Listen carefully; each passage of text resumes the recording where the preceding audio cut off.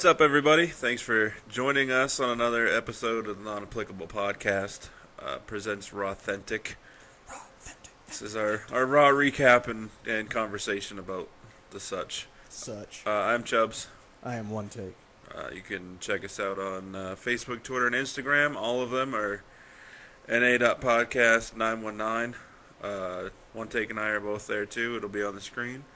Also, while you're here, subscribe. Like this video, check out the other content on the YouTubes. Yeah.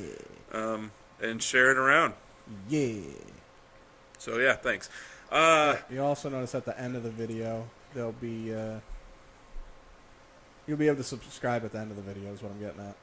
Our icon stuff will come up. Yeah, or you can do it now. Yeah. Either way, if you haven't already. So Monday Night Raw, the Raw after Payback.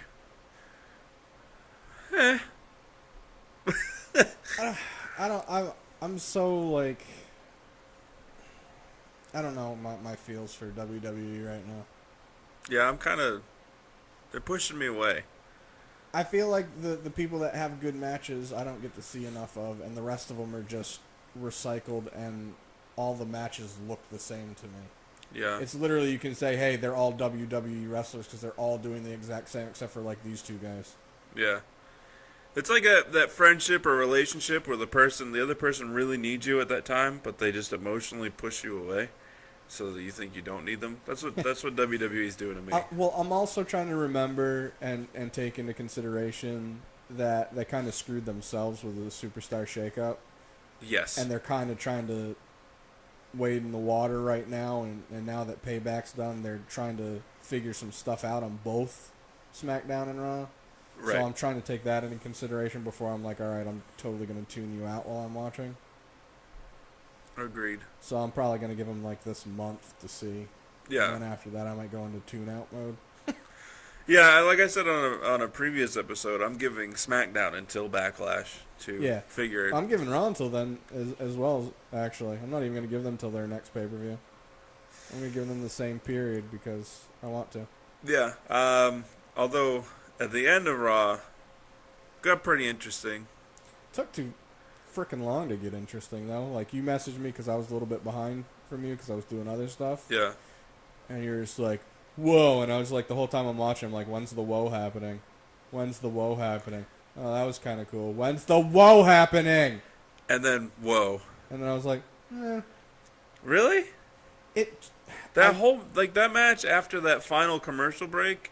Not after, like, incredible. Like 2 to 5 minutes after that commercial break, yeah. But I felt like I understand their point of they're trying to tell a story. I just felt like they ended up lulling me to sleep before they, like, the whole thing with Miz sneaking in, like, constantly.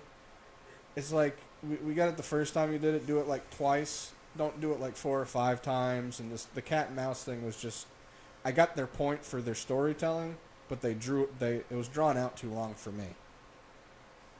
Okay. I mean, I don't feel that way, but I'll let you have that one.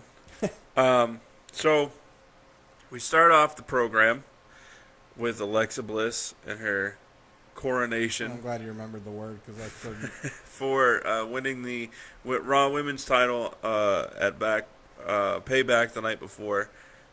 I find it weird that she's the first to win both Raw and SmackDown's women's titles and not Charlotte.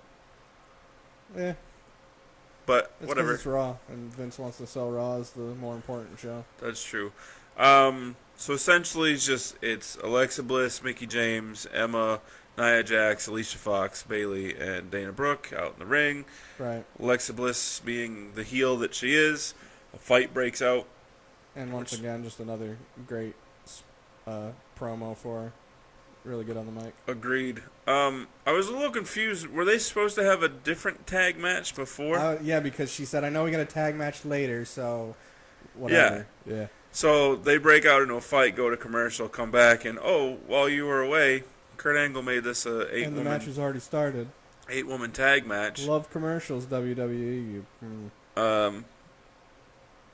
So it was Bliss, Emma, Nia Jax, and Alicia Fox versus Sasha Banks, Bayley, Dana Brooke, and Mickie James. Uh, It was an okay match. I wrote down Brooke Botch. There's a couple. She did the one thing she did that was actually kind of cool is her and Alicia Fox were in the ring, and she had Alicia in the corner, and she did her like spring backflip thing. Yeah. That was pretty sweet. I remember the Brooke Botch.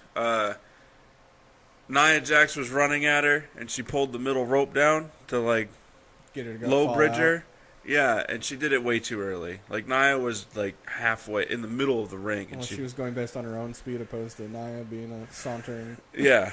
Unless she thought gravity was gonna kick in and just yank suck her Nia out of the universe. Yeah, pretty much. Apparently, WWE officials and other fans were really high on Brooke's performance. In that match? Yeah, I mean she has improved. It wasn't bad. I'm still stuck on her from I think it was last week. If you botch your own finisher, it's gonna take a while for me to not be annoyed at you. Depends on what your finisher is, because a lot of it. You know hers, right? A lot of it has to involve the other person as well. I've seen her do it.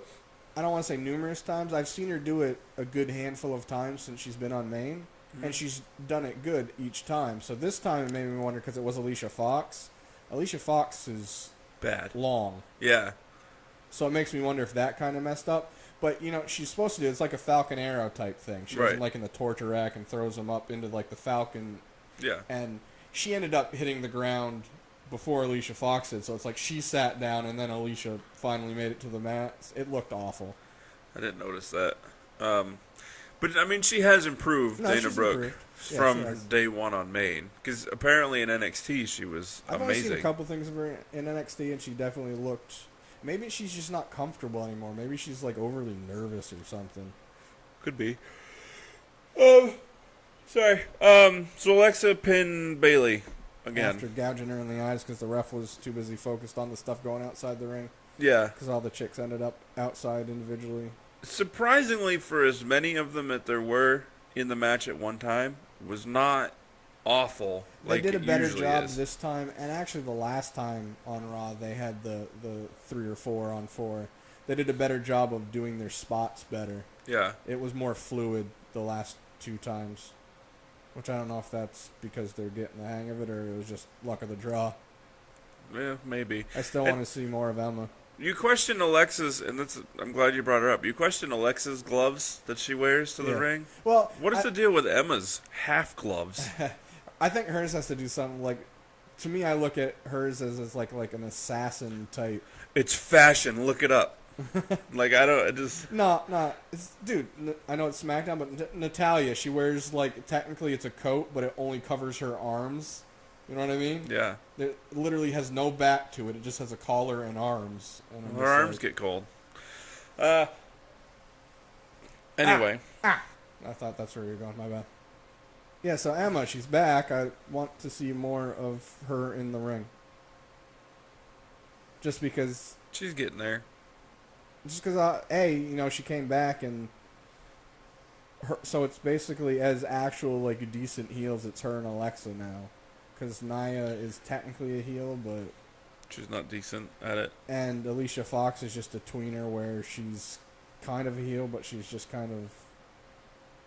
She can't stay in character enough to be a heel. Is what I'm getting at. Right. Like she breaks character during matches, Right. during promos. Like that time she hit Nia Jax on in the face by with accident, the she freaked out. box of tissues. Yeah. Yeah. She was like, oh, like, who cares? Yeah. Apologize after the Yeah, camera shuts Move off. it along. Anyway, Yeah, my bad. moving on in the show, we have Enzo versus Luke Gallows.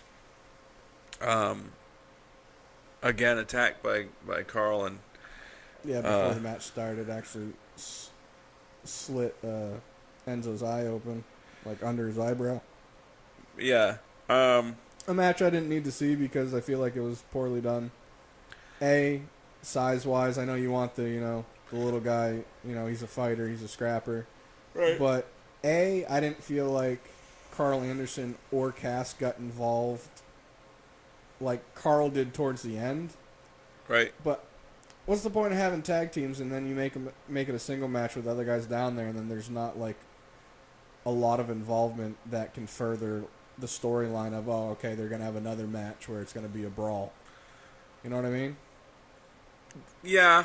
I mean, the involvement came in the pre-match attack. That's not enough for me. Sort of more furthering, you had made the point in Payback that they lost, Gallows and Anderson lost, and that was... To me, this shouldn't have even been a real match. To me, it could have been, but it should have been a beating to start the match ended, and a beating to end the match. Yeah, I don't think it should have been a match. It should have been a backstage segment where Gallows and Anderson attack Enzo and Cass. Yeah, something. It's just... Because they're there to be mean and make green. Yeah. And you're taking away from them being mean if you're not making them be mean. Right, and you're taking away from them making green if you're making them lose. Yeah. Well, they did win this match. Right. But I'm going to assume that it's Cass and Anderson next week. Of course, they got to do that, and then they'll end up having another tag match. Yeah. Actually, no, they might not do that. You know why? Because they're doing that number one contenders match next week on Raw. Oh, yeah. So it'll be something where they each screw each other out of the number one contender spot. Yeah, something like that. And then they'll have a blow-off tag match the following week or yeah. some crap. So it's obviously going to be Sheamus and Cesaro. Well, if they're going to go... Well, I'll wait until we get there, but yeah. Neville and TJP. So TJ Perkins is now called TJP because he's a heel, and TJP is more heelish than TJ Perkins. Is it weird that I kind of wish they'd make his intro, darker as well, take the color out of it. Make it all, black and white or something. Yeah, no, just I'm with you on that. He's a heel. Or when he does the player selection, it literally should just be him. It shouldn't show any of the other cruiserweight guys. Just something subtle like that. I agree. Whatever, terrible segment, moving on. It was actually a better segment for TJP than he has had, which is pretty bad. Sure. No, I'm saying, his other ones are usually, so cringeworthy. You're like, this is so awkward. At least this one, you're just like, whatever, it wasn't great, but... I wasn't. I was like, no, that's TJP. Neville, I mean, if it wasn't for Neville, that... You know what they need to do, in my opinion, with TJP, is they need to give him the gist of what he needs to talk about and let him come up with it himself.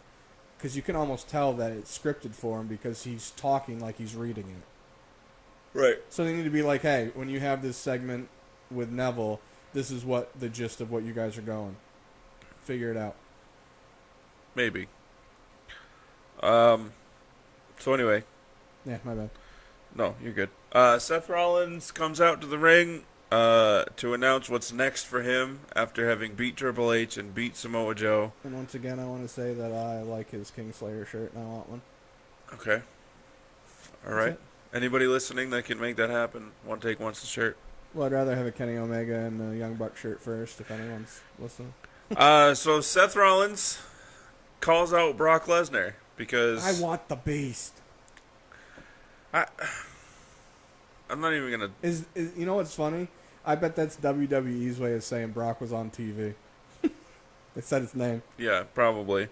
So he calls out Brock Lesnar, but instead he gets Finn Balor. Yeah, brother. And Dean Ambrose. But Finn comes out first, brother. And The Miz. And he says, hey, the line starts here, bub. I didn't lose me belt. So... Dean calls. Oh yeah, Kurt that was Angle. funny. Yeah, Dean takes out his cell phone and calls Kurt Angle. Yeah, I'm in the ring. And then gets a triple threat match to set up for the number one contenders match. You know, I wish they would have done. Even though I thought it was funny what they did, I would have much rather they had Dean do what he did and then have Kurt come out and be like, "You know, I'm in the back. Why'd you call me?" Now we're doing it's going to be, have Kurt announce the match is what I wanted to say, opposed to, I would have much rather they had, because Dean was playing as Kurt's pissed that I have his cell phone number. He literally should have came out and been like... Yeah, or come out while he was on the phone with him. Yeah, and you know I'm in the back. Yeah. Alright, anyways, my bad. So they set up for a triple threat, Miz versus Finn versus Rollins, number one contender for the Intercontinental title, later in the show. So we'll get to that later in this show. Yeah. Then we had a 6-man cruiserweight tag match between Tozawa, Rich Swann, and Gentleman Jack Gallagher versus Brian Kendrick. What? The Brian Kendrick Noam Dar, and Tony Nese. Noam Dar confuses me. He confuses himself with his hair. Well, I actually like him. He's entertaining. Yeah. But he confuses me when he comes out to the ring because he does this thing where he puts his hands up like he's gonna do like this stupendous thing, and it's just him putting his hands behind his back. So every time I'm like, oh, he's gonna do something special. No, just put his hands behind his back. He's odd. Decent match. Was it just me, or was there a headbutt potato thrown by Jack Gallagher? I don't like. What do you? Because technically he makes contact with all of his headbutts. Yeah, I mean he makes It's usually right in the pec. Yeah, I swear he got forehead to forehead with somebody. I don't remember, but it could have been a, what are we gonna call that, a foretot? Yeah.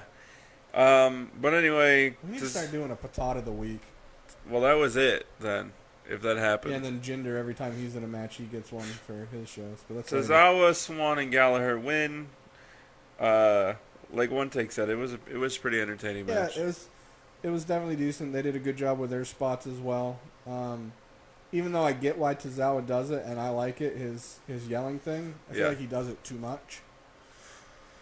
I compare it to the guys in, I don't remember their group name, but they always put their hands over their head doing they do that every 5 minutes. Thing. Yeah, they do that every 5 minutes. Yeah, it's like, we get it.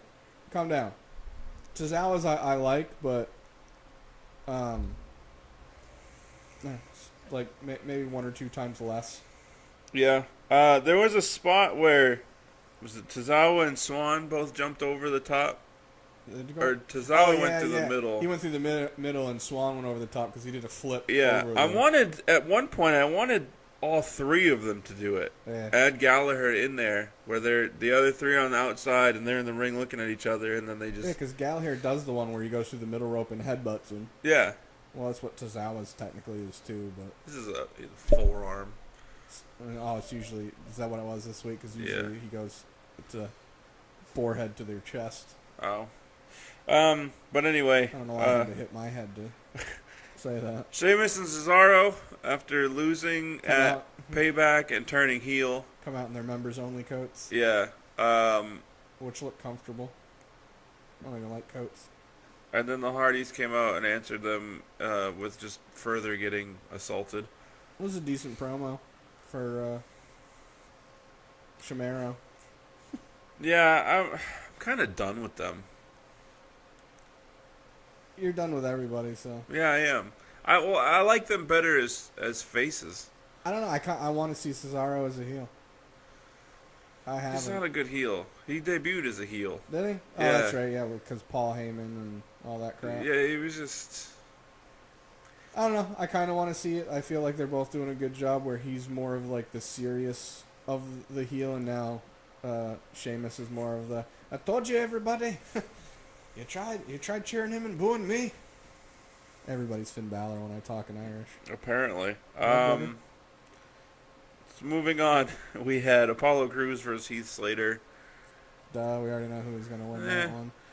I don't feel like they're doing enough. Like, I get that they're trying to do this, like, piece by piece, where they're trying to get the Titus brand over, which, if they did more with it, it would probably make more sense to me. But I feel with Apollo, it's... I don't know how to word it. Like, I don't feel... It just feels like everything is distant. It doesn't feel, like, cohesive. It's just, like, Titus just happens to be there. Yeah. And they don't... Maybe they need, like, longer, more, like, thought-out promos or something. When I say longer, I just mean more than 15 seconds. The problem is that they don't have a pay-per-view for Raw until June. Yeah, they do. So... Oh, wait, I forgot what month we're in. Never mind. Yeah, they don't have one until June. Yeah. So it's more of they're just trying to build a foundation. Yeah, no, and which I get. I just feel like I feel like they're slow rolling it too much. Like, I'd like not a lot more, and I don't know what. I just feel like it's missing just something, and I can't place my finger on it. Okay. Maybe it'd be different if when Titus had this Titus brand, like he had like, I don't want to say pamphlets because business cards. Huh? Business cards. Yeah, something, or like flyers, or when he comes out, he has something like almost somebody running for office type deal with his face on it. Yeah. Or Apollo, since he's, Yard helping signs him. and stuff. Yeah, something. Pins. Yeah, just something to be like, hey, it's Titus Brand, it's a company. We could have a chalkboard somewhere in the arena, and he's got one of those ones with the tabs that you pull off, and it just says Titus Brand on it. There's no number or anything. Yeah, just something else. Yeah, no, I agree. That selfie that they did was funny, though. The first one was funnier. Rhino doing the photo bomb? The first one was funnier, but the second one was still funny. It was a little bit too bright, but... Sorry, I lost my notes. Cruz beat Heath. And then, so Kurt Angle came out after that supposedly to address everybody on the Braun and Roman situation, but was promptly interrupted. I forgot that you were... It was promptly interrupted by Bray. Which, before you go, and I digress too much, I just want to say that it's so good to have Kurt back, because he does so many of the subtle things that people don't, think of. Such as? Huh? Such as? The way he looked at Bray was awesome. He literally looked like he was going to crap his pants. He was just I don't, is he here to kick my ass? What's he here? He sold it as, he didn't know what to expect. Which is selling Bray as the character where you're not supposed to expect, you don't know what the hell he's capable of or what he's going to do. Yeah, but then he kind of contradicted that look. Does. He did. When yeah. By saying, this is my show. Because, it's Kurt Angle. He's not afraid, so... No, but he still just had this uncertainty in his eyes where he was, big-eyed looking at him, just ooh, I don't know what to expect out of this guy. I don't want to say that he was scared. It was more, extremely apprehensive. Okay. Either way, he did a good job of selling Bray as what Bray should be. And Bray was Bray and was awesome on the mic again. Yeah. I'm getting slightly annoyed at the crypticness of Bray's promos. I wouldn't be as annoyed with it if they didn't have him do all the stuff that he does with his promos and on the mic, and just to have him fucking job out. Yeah. But I don't know, even with the House of Horrors things, nobody knew what it was until the day of. Yeah. And it was also in Kansas City, yet it only took him 20 minutes to get to San Jose. Yeah. I got a question for you, though. I got an answer for you.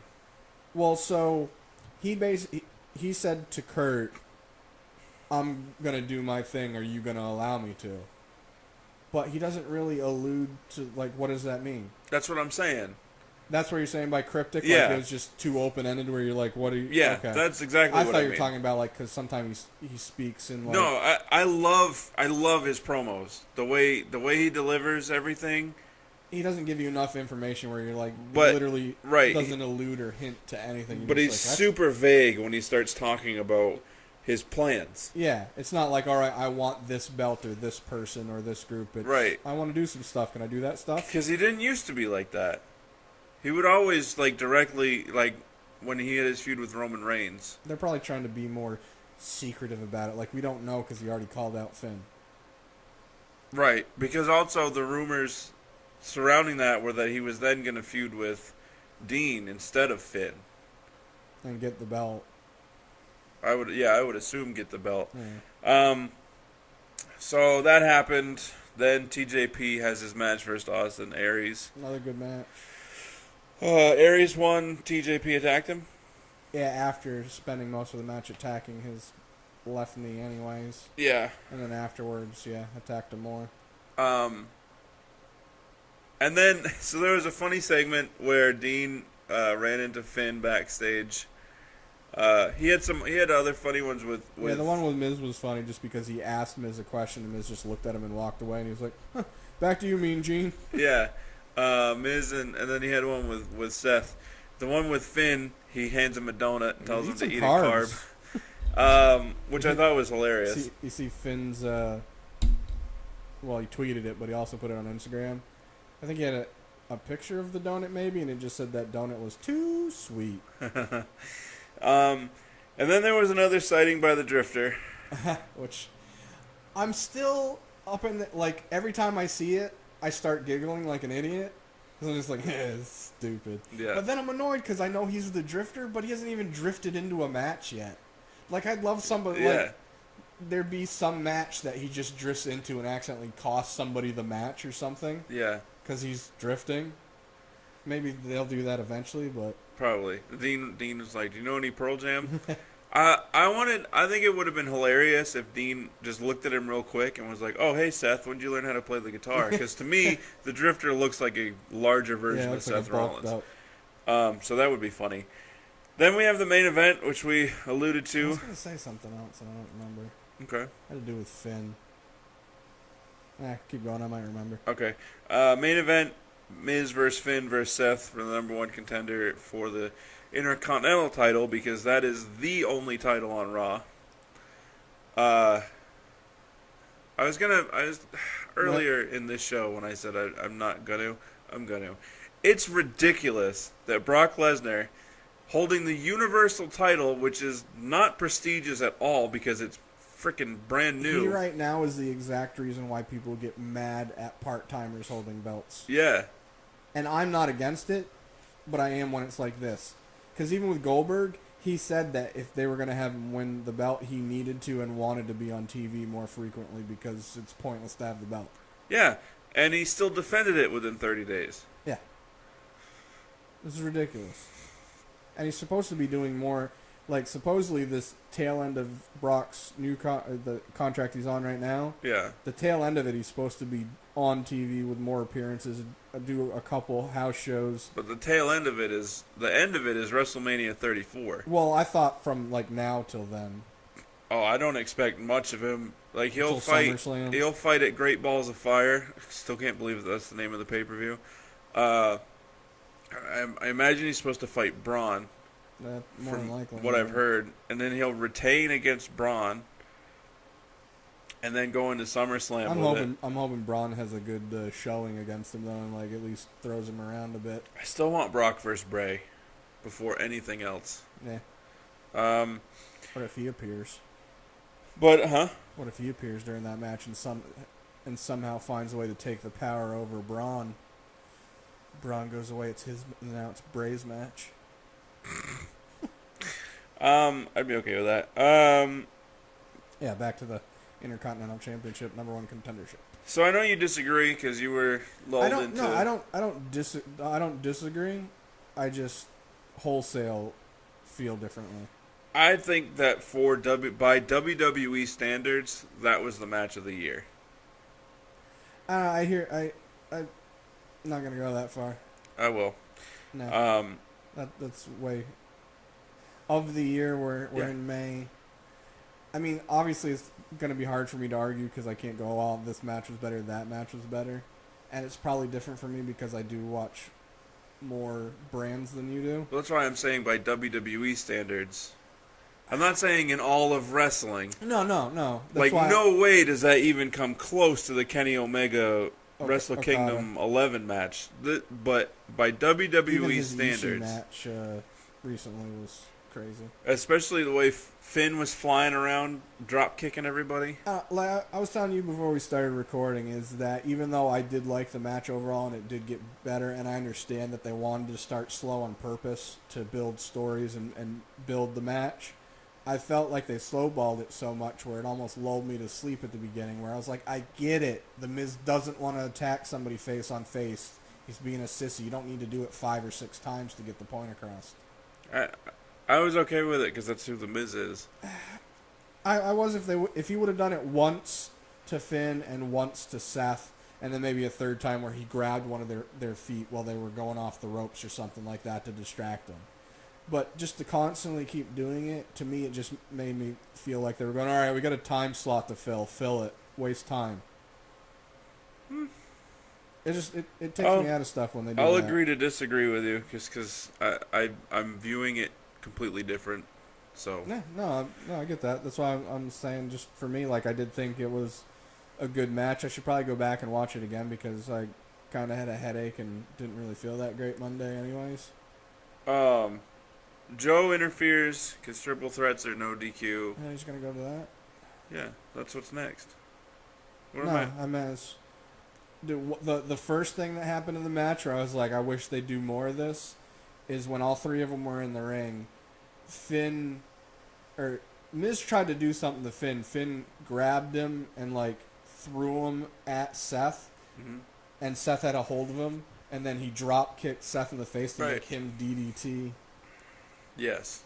Once that was like, because you messaged me because I was you were ahead of me, and you were like, man, Finn goes hamph, and I was like, all right, cool. So the whole time it's going, I was like, and then when you told me what commercial break was after, I'm like, where's the hamph? Yeah, There was that, and then there was a spot where he pretty much ran around the entire ring, just drop kicking kicks, everybody. Yeah. No, it was a good match. I just felt like they slowballed me too much in the beginning. Now I'm thinking about it more. No, I get your point. I agree that it started off slow. No, and they did it on purpose. Yeah. I even get their reasoning for it. It's just I'm the type where if my thought process is if you do the same thing multiple times within a match to prove your point, it makes me feel like you're telling me I'm an idiot and don't get what you're trying to do. So I get annoyed. But that's you're supposed to be mad at Miz. You're supposed to hate Miz. You're supposed to be annoyed with everything he does. So him doing that multiple times, way past the level of a different annoyance, we get it. Though. Instead of it being like I'm annoyed at Miz, I'm annoyed at them. Like I'm annoyed at the brand, not Miz. Because, like I said, if they would have done it where, and some of this actually could have been the Miz's timing fault, because I felt like he tried to like get into the ring at the wrong times, where they were already turning around to look at him.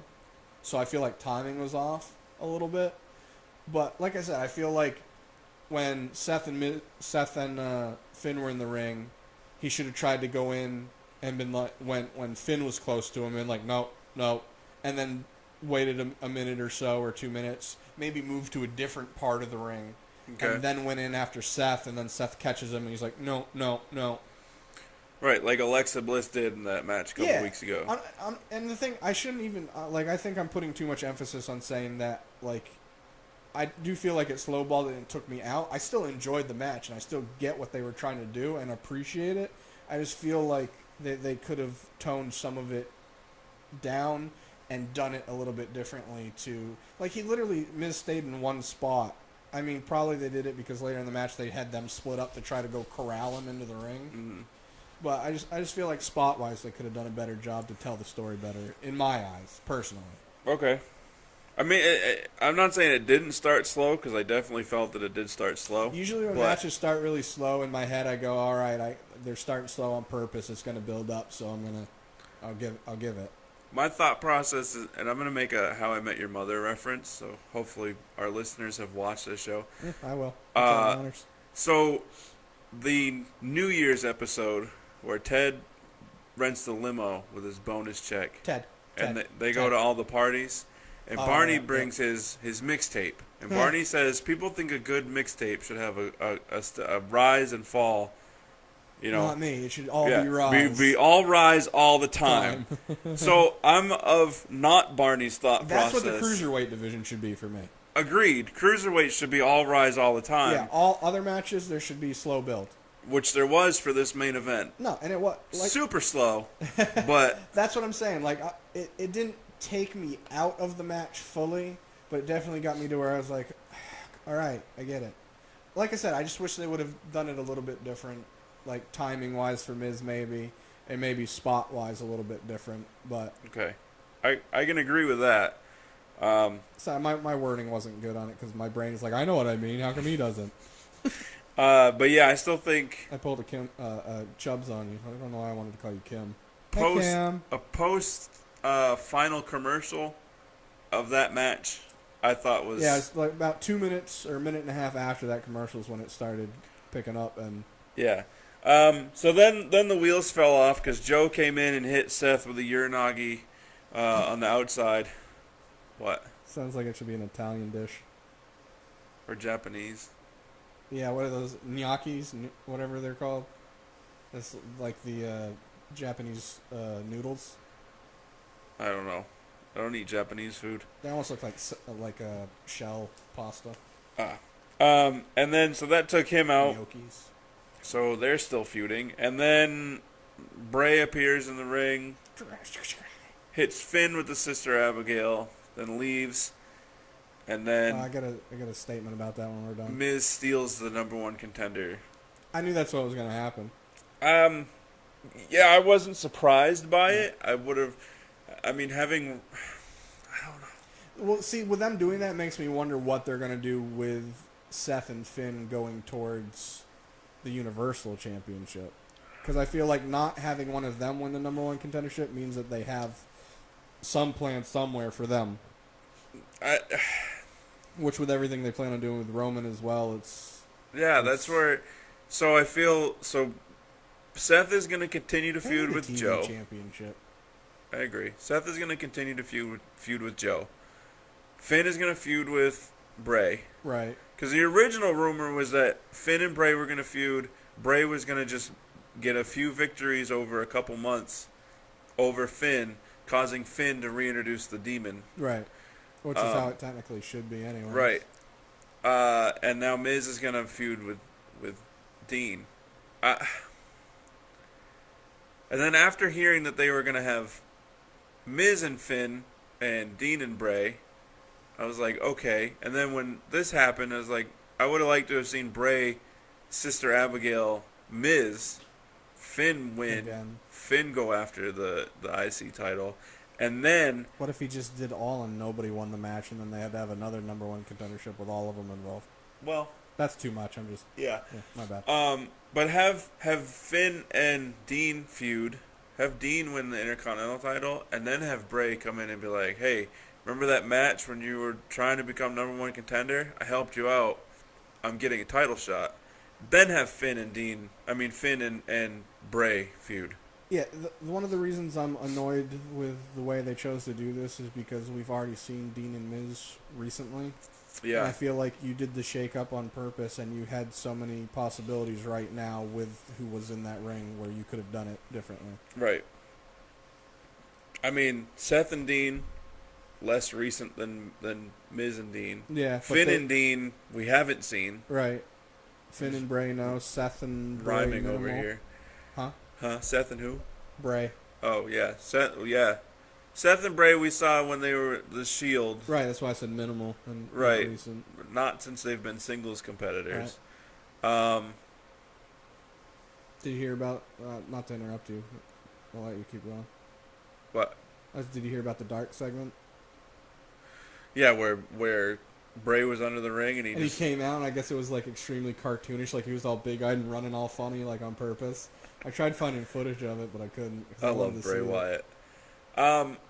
I was thinking, what if Bray is trying to get Finn to join the Wyatt family? What if Bray becomes broken?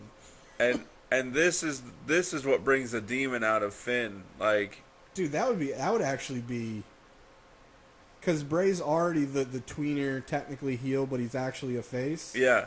And they don't want to turn Finn heel because he's so over. That would be a great way to keep him not heel.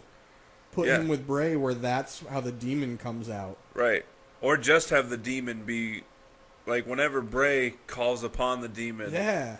Like, he doesn't even, like, Finn doesn't even have to roll with Bray. Like, they don't have to do tag team or anything. Like, that'd be a great way to individualize the characters, right. too. But Bray has some sort of hold on Finn's mind. You remember when when the Wyatts had the feud with New Day? Yeah, and Xavier? Yeah. That's totally how it could be with Finn, where they're fighting and then all of a sudden just something takes over Finn and then it goes away, or like he shakes out of it, but like the build up to that, and then randomly, like in a match where Bray is like somebody else has the upper hand on him. Yeah. He does something or says something or has a statement or something he says. I don't want to say follow the buzzards because you've been saying it. Some new statement. Right. Like release the demon or something like that. And then all of a sudden you just hear the duk, duk, yeah. duk, duk, and he just like appears. So I'm glad they are feuding because I think they can do a lot. They're not going to. You're right. Do I think they will? We're No. over here grinned ear to ear just the thought of this happening, and it's just us, and it's not going to. And I mean, it is what it is. Yeah. I would love for somebody from WWE to hear this. yeah, we got a low-level writer that just randomly checks out. Yeah, and they're like, you know what? You guys are pretty good at this. We want to hire you. Because I promise you, anything that we come up with is going to be better than what they've been putting out. And it's going to be for the betterment of the WWE universe. I mean, Yeah. uh, Oh, well. where I sit. That's our show. Do you have anything you want to add? Not for this show, I don't think. 'Cause this is Raw. Not cause as much as I'm like stuff because they're trying to get together with what they're doing now that Payback's done and the Superstar Shakeup's done. Right. SmackDown's the one that's annoying me. Yeah. Like Raw, I'm just like, meh, I get it. You're trying to put the pieces together, so I'm not annoyed by it. I'm giving them time. But SmackDown, I'm just like, what the frig are you doing? Yeah. But we'll talk about that in our next episode, which you should also check out. Yes. So that's gonna be it for this episode of Raw-Thentic. Yeah. Check us out. Social medias, Facebook, Twitter, and Instagram are all na.podcast919. Yeah. You can find Chubbs in One Take on Twitter and Instagram. Our subscribe button will be on your screen. Yeah. mic icon. We'll have check down the bottom of the screen. There should be 2 video options for you to check out other content, and a quick subscribe button there. Yeah. If you haven't already, subscribe. If you have, thanks. Yes, thank you for. At this time, I think there's 19 of you. Yeah, I don't know. I'm thinking, well, actually, because YouTube has it where people have it set to you can't see their stuff. Like, it could be spam accounts and we don't know it. Oh, because I got a notification that somebody I know subscribed Yeah. recently. So Yeah. thank you. I had something else. Did you? No, that's it. We're done. That's it. We're done. Deuces. Double deuces.